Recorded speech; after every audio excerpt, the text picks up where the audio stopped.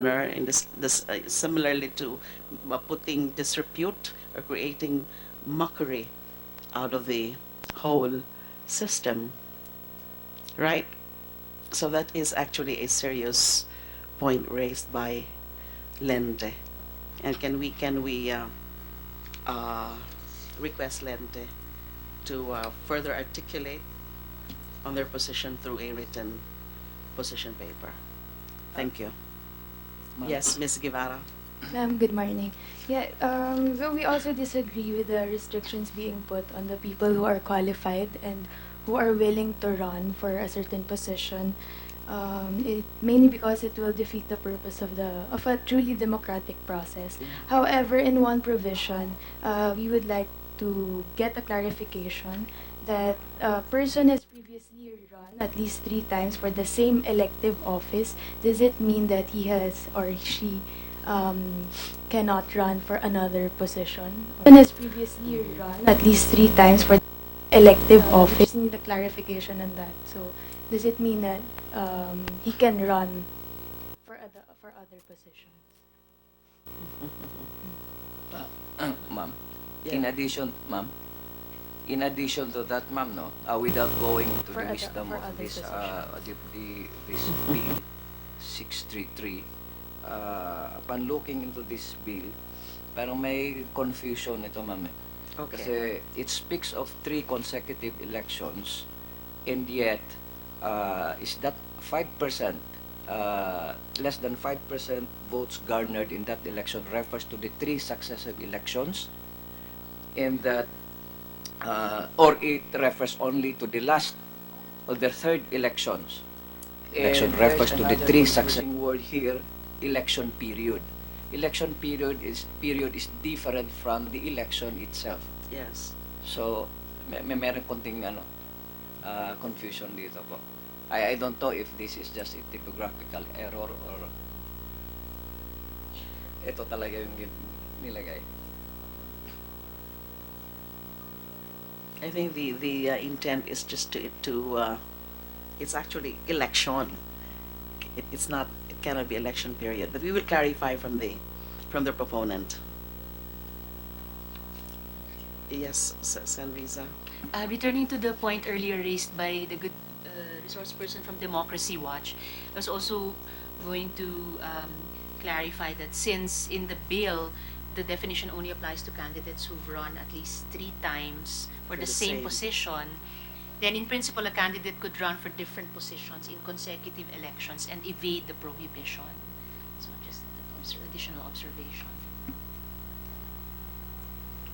Okay, so all observations are noted, and particularly the points raised by Lente.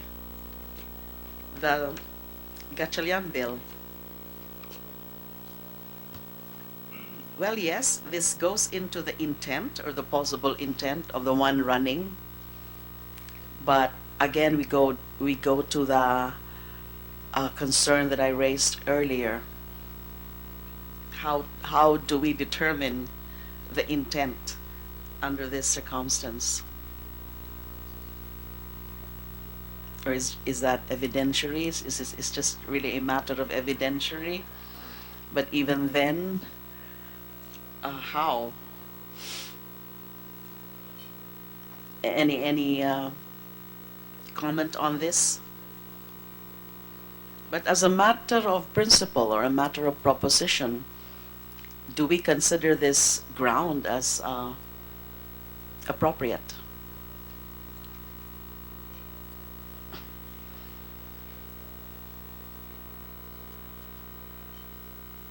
So trying to insert a third circumstance aside from election process, to put the election process in mockery or disrepute, cause confusion among the voters with similarity of names, and to obtain money.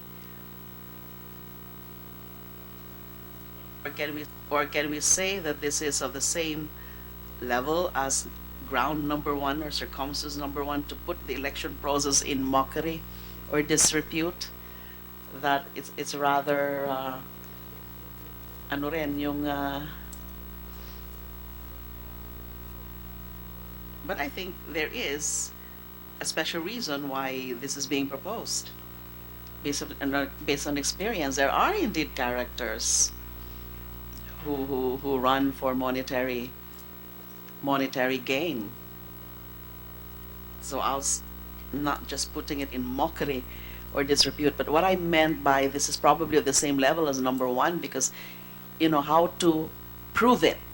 Even putting the election process in mockery or disrepute sometimes can be challenging. So this proposed ground, supposed circumstances would also be challenging in terms of proving it. So will that dissuade us from putting this as a ground because of the anticipated difficulty in establishing this as a fact? When ground number one seems to be of the same nature. To put the election process in mockery or disrepute sometimes requires some creative case building, case build up, right? So as a matter of principle, do we agree that this is an acceptable ground for declarations of nuisance candidacy? It is. Mr. Rosette. Ma'am, Lente believes that it is an acceptable ground, but it is redundant. Because it can fall under any of the three existing grounds for declaring a candidate a nuisance, especially under paragraph 1 or paragraph 3 of the existing provision. Which is catch-all Yeah. by any other Yeah. circumstance. Okay.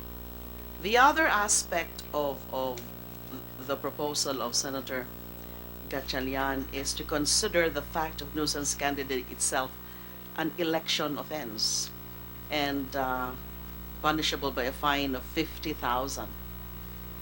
Because what is punished under the current law is when a person who has been so declared as nuisance candidate continue to represent himself or herself to the electorate as still a candidate, then that is an election offense, punishable under the current law, the Omnibus Election Code itself. But the proposal of Senator Gatchalian is to consider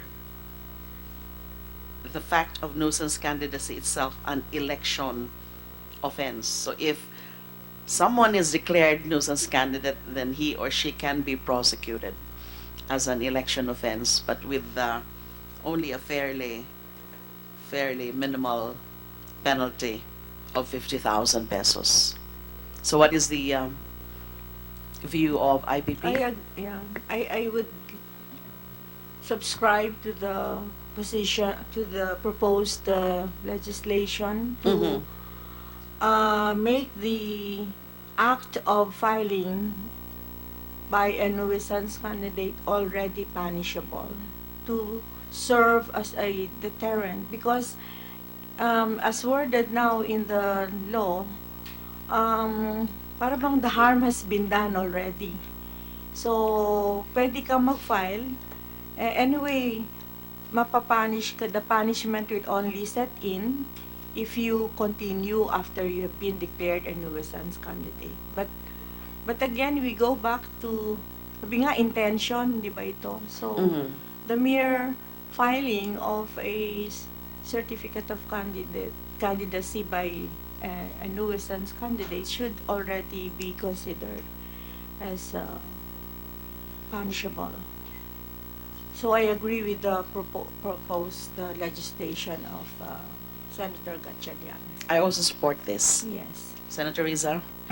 Madam Chair, sorry. Before we move further into the discussion on this point, I just want to go back to the earlier point commented on by the good resource person from Lente. It might still be useful anyway, even to this second point.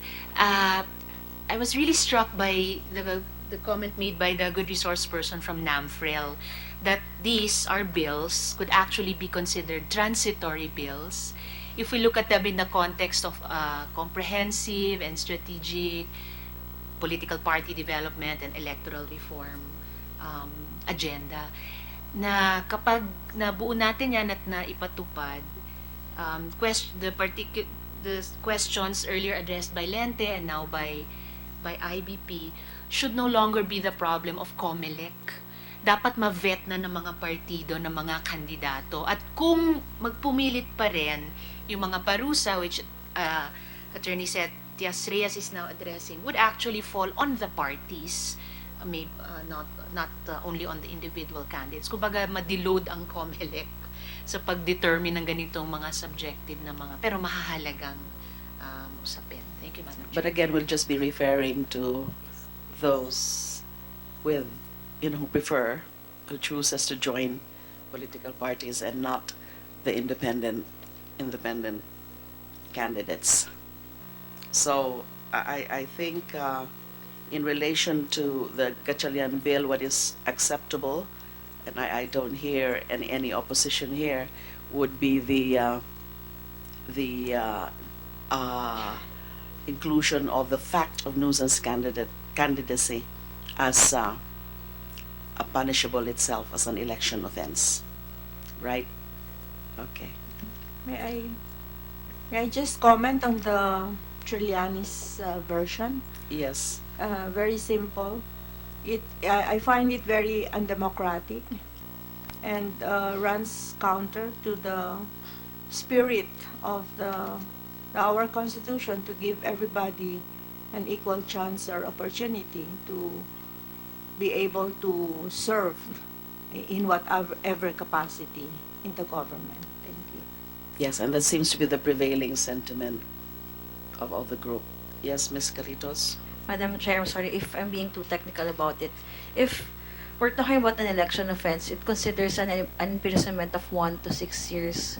So, are we okay with imprisoning nuisance candidates, ma'am?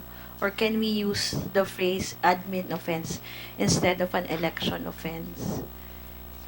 Kasi under the omnibus election, as you know po, ma'am, Although the proposal of Senator Gatchalian is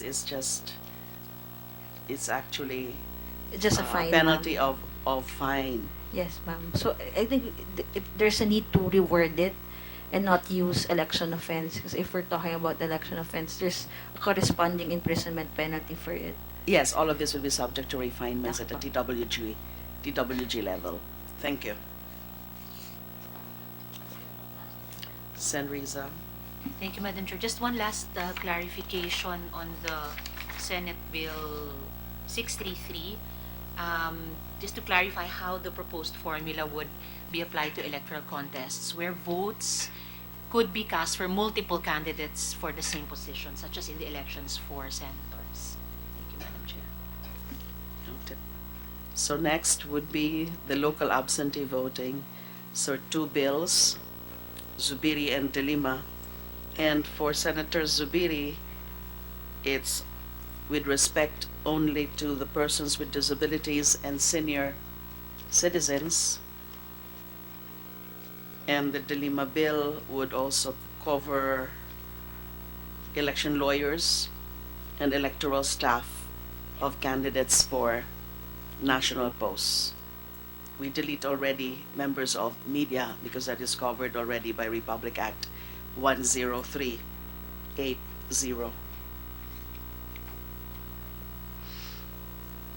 The PWDs would pertain to all kinds of disabilities or only physical disability?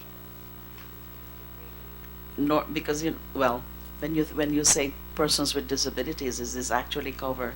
Although the other kinds of disabilities would falling under grounds for disqualification or not for voting itself, correct? So this is basically centered on physical disability. Senior citizens. And senior citizens, of course, by law, 60 and above.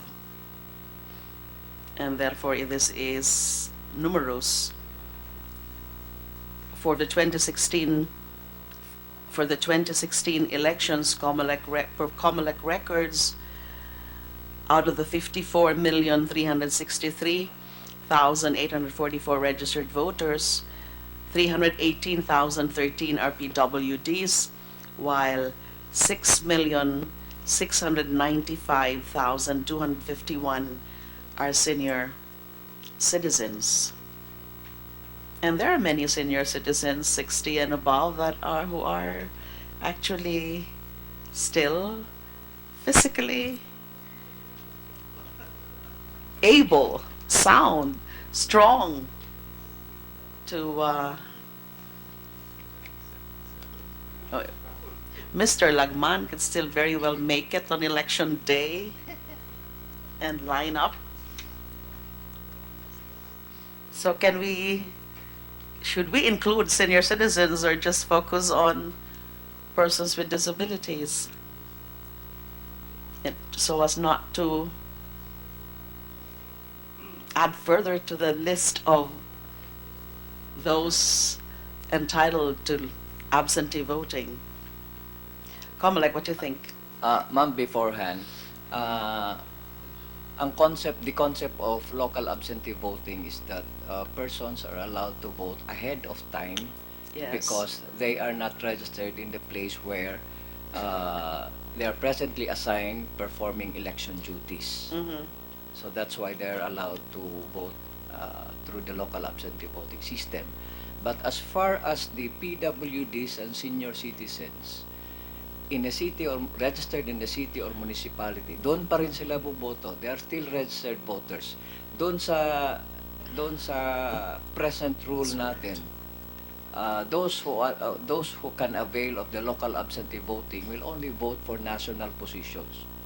So mayroong issue dito, ma'am, for if we will include PWDs and senior citizens, as far as local absentee voting is concerned, are they allowed to vote for local positions? Kasi registered voter sila doon sa lugar kung saan sila buboto rin at the same time. The only thing is that they will be voting ahead of time. So that's one issue na nakikita dito, ma'am. And you say that this is not covered by the underlying rationale for local absentee voting. Yes, ma'am, because as far as the local absentee voting, way back Executive Order number 157, 157. and subsequent laws on local absentee voting that 7166. expanded the coverage, including members of the media. The concept is national candidates lang ang pagbotohan because in the first place, wala silang concern within the place kung saan sila boboto kasi hindi sila taga doon. So it would complicate. And aside from that, Mhm. there is a distinction because they are allowed to vote because they are not in the place where they are registered because they are performing election duties or election functions on election day. Okay, so bearing that in mind, so it would seem we have difficulty in justifying this proposal, unless we also change the whole concept Yes, of ma'am. local absentee voting as we now understand it. Yes, ma'am. Mhm. For the record, ma'am, last elections, we were able to set up accessible polling places as required under the law for PWDs and senior citizens who signified to vote in the accessible polling places. Meron tayong 6,221 accessible polling places established all over the country. And also given the sheer number, particularly of the population of the senior citizens, it might also pose operational difficulties, correct? So, Mr. Lagman. I agree that senior citizens and PWDs need not have to vote ahead of the others. But there's a problem that I observed in the last elections for PWDs and senior citizens. I was at the fourth floor voting, and then the name of a person, a senior citizen or a PWD, was called. The ballot was given to another person. It was brought downstairs where there's a room for seniors by a third person, by somebody else. And then the senior citizen or PWD, I can't remember now, voted, and then that same person brought it back to the fourth floor.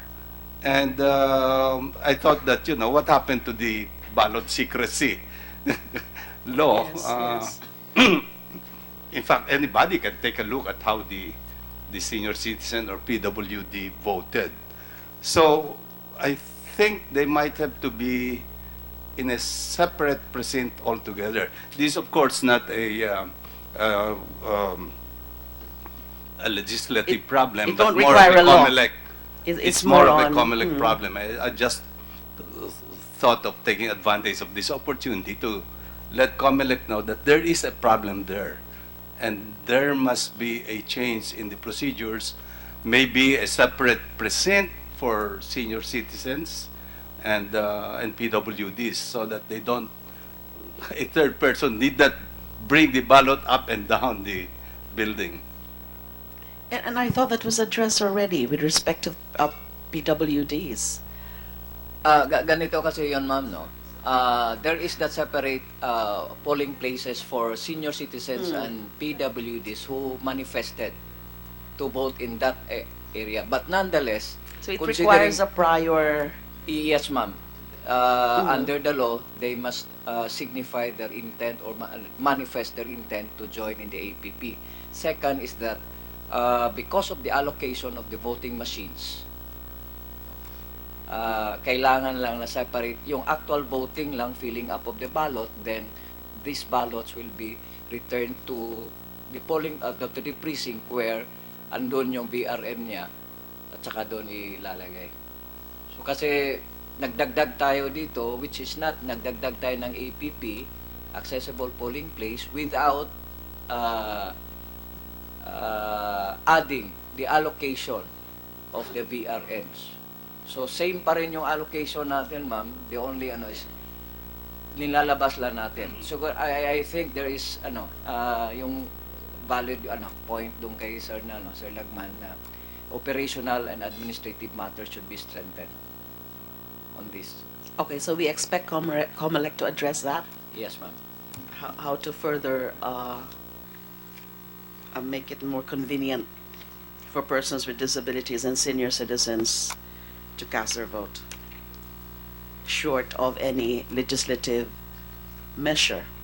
Now, just tell us if you need any legislative solution to that, and just give us your proposal. Thank you. Now,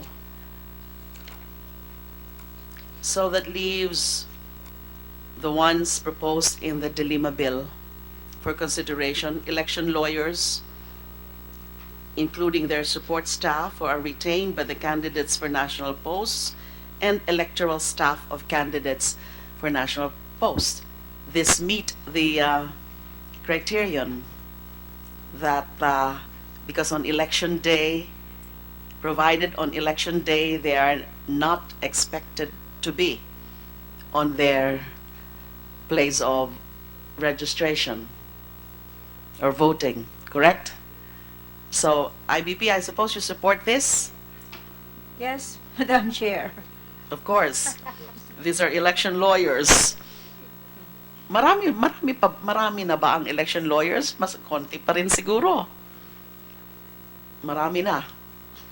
Yeah, especially those conducting pre-election or election day service. And of course, electoral staff of candidates for national posts. I don't think this will meet any opposition from any member of Senate. Ma'am, Yes. clarification lang po, because may mga provincial candidates tayo, fielding lawyers, no? Lawyers who are registered voter in the capital city or capital town, pero ina-assign nila to different towns or different municipalities. So I you think think in it would be fine to also include Yes, ma'am. Baka Na- sabihin, oh, bakit hindi sila kasama? Bakit national Equal candidate? protection.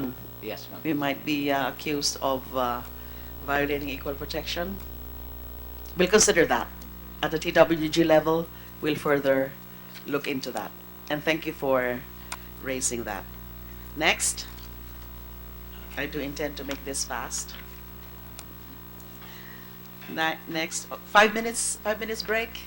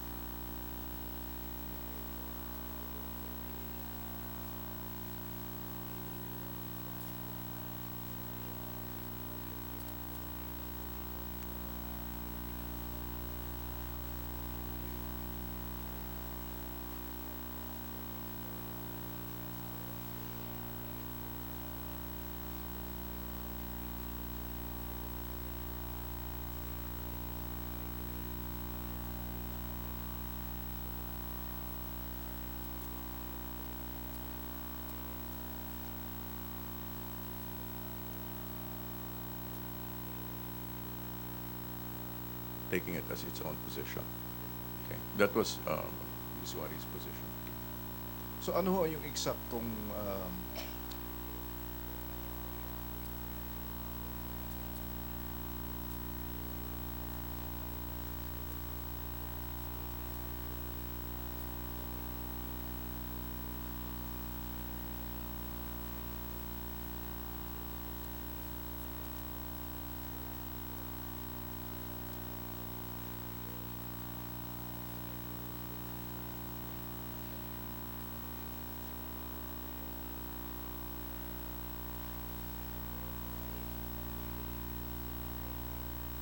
the President, sir. So, any thoughts on this, sir? Bakit nagbago po yung position ni President? Kasi sinasabi niya last na daw po yung joint military exercise, yung FIBLEX po, sir. This particular exercise is going to be the last, right? Yung FIBLEX po, sinabi niya yung last October, yun na raw po yung last. Pero sabi ni Secretary Lorenzana kahapon, magpapatuloy pa rin daw po yung balikatan, sir. It's a statement we'll have to clarify with the Secretary. We'll get back to you on that. Okay, thank you. Follow-up question about Balikatan, Yolanda. Other issue, Marlon? Just on the Paris Agreement on climate change. When the President said he would sign the international treaty, is he joking or should the people